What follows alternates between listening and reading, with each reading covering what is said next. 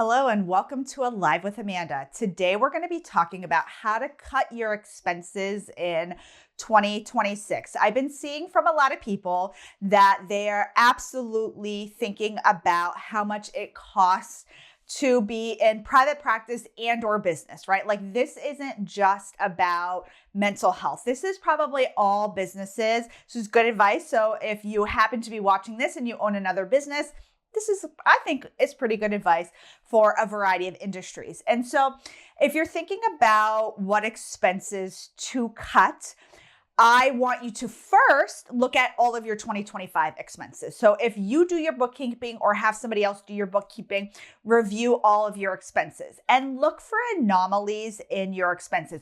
Are your training costs sort of abnormally high? Is your software costs abnormally high?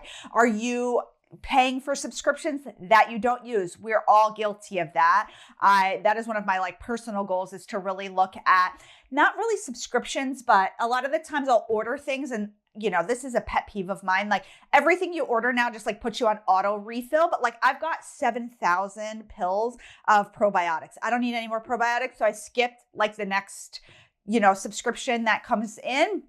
And so I'm going to be looking at all of the things that I order that, yes, I might need on a regular basis, but I don't need it every month or the frequency that the companies want to send me. So I want you to review what your subscriptions are, what your training costs are, what all of your software costs are. Look at, are there things that you can cut? Are you using all the services with your internet? A lot of the times, when we have internet, they also want to bundle phone. Well, we don't use phones in our offices. So I'm going to actually go back and look at all of we use AT&T and Comcast, all of those bills, and make sure we're actually using all of the services that are provided by our various companies. And so you don't want to go into it blindly, because you might have a high training budget this year. Why? Because you did EMDR that helped to enhance your clinical skills. It makes sense. And maybe this year you are going to decide to do a more cost-effective training. I can tell you at Caring Therapists, what we did is we bought all of our employees CE for less. You can get all of the CEUs you need for licensure. They had a lot of really specific types of trainings around CBT, which we use a lot, some DBT trainings, and trainings on working with motivational interviewing, et cetera, et cetera.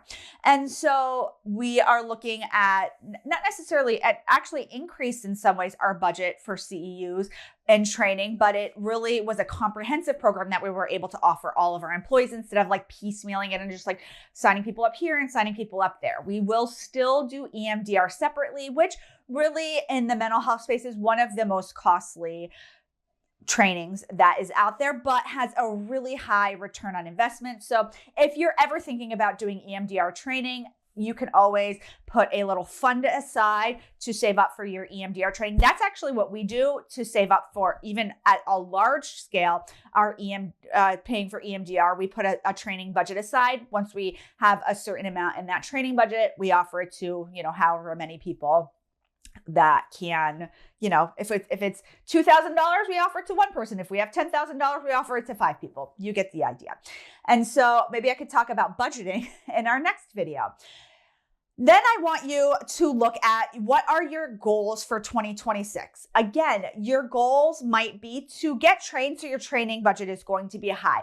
Your goals might be to get more clients, so it wouldn't make sense for you to cut your marketing budget.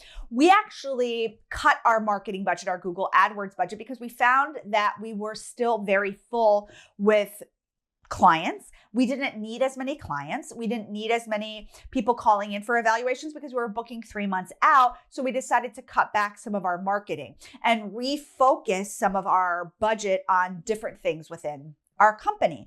And so again, I don't want you to blindly cut your expenses and say, okay, I'm going to cut everything by 10%, or I'm going to cut out these things that I don't need.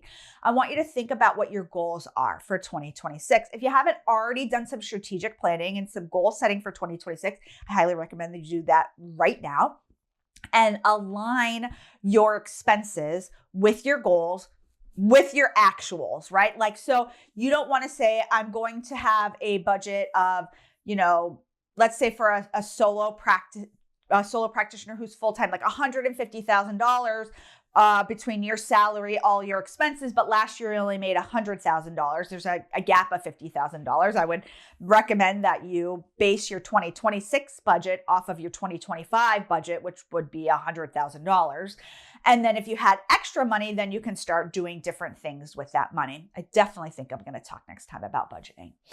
And so you want to create your goals and create what your expenses are going to be, and then look at where there's a misalignment, right? So if you have been spending, again, I'm just going to use marketing because it's really easy to use. It's very easy for people to conceptualize that. If you've been spending a lot of money on marketing, you've needed a lot of clients, but now you're full, guess what? Cut your marketing budget. If you've been sending a lot of thank you baskets to people and you have built really great relationships, maybe offer to do a coffee with them or meet them for lunch, something that is a little bit more personal and high touch than just sending a thank you basket, which can be costly. And so you can get creative in how you conceptualize your 2026 goals, your 2026 budget, and what your expenses are.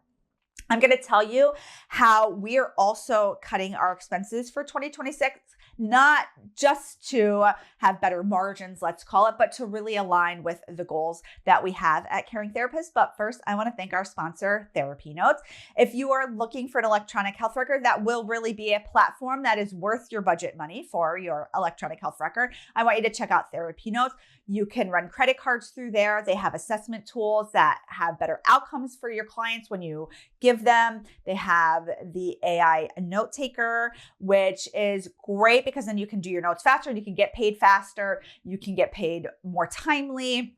You can see if any claims get rejected by insurances. You can resubmit claims.